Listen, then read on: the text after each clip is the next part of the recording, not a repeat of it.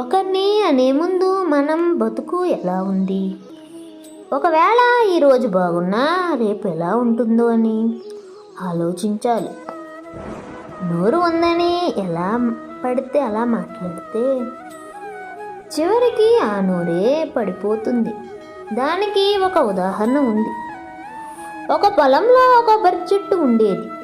దానికి 2 కొబ్బరికాయలు ఉండేవి. ఒకసారి అనుకోకుండా ఒక కొబ్బరికాయ జారి చుట్టుపక్కనే ఉన్న బురదగుంటలో పడిపోయింది.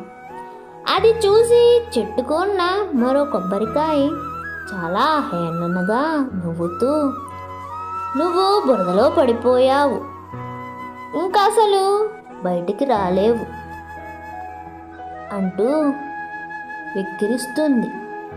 మరుసటి రోజు యజమాని వచ్చి చెట్టులోని ఆ మరో కొబ్బరికాయను తీసుకుని వెళ్ళి పసుపు కుంకుమతో పూజించి దాన్ని ఒక గిన్నెలో పెట్టి పూజకు ఆ దారిలోనే తీసుకెళ్తూ ఉంటాడు. అప్పుడు ఆ కొబ్బరికాయ, "చూసావా, నాకు ఎంత గౌరవం ఇచ్చి పూజించి భగవంతుడి దగ్గర పెడుతున్నారు. నువ్వింకా ఈ బురదలోనే ఉన్నావు.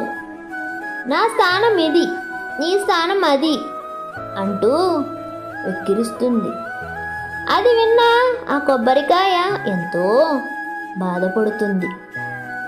పూజకు తీసుకెళ్లిన ఆ కొబ్బరికాయను 2 ముక్కలుగా పగలగొట్టి దాన్ని ఇంటికి తీసుకువెళ్ళి తలో ముక్క తినేస్తారు. ఇక బురదలో పడిన కొబ్బరికాయ కొద్ది రోజులకు మొలకెత్తి చెట్టుగా మారి కొన్ని వందల కొబ్బరికాయలను ఇస్తుంది. చెట్టు మీద ఉన్న కొబ్బరికాయను యజమాని పూజకు వాడి దాన్ని తినడం వల్ల దాని పుట్టుకకు అద్దం లేకుండా అంతరించిపోయింది.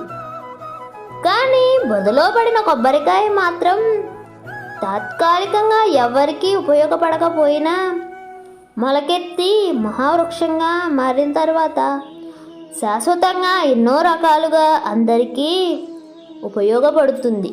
తన జన్మకు తానే ఒక చరిత్రను సృష్టించుకుంటుంది. అందుకే అంటారు, పడ్డవారెప్పుడు చెడ్డవారు కారని గుర్తుంచుకోండి.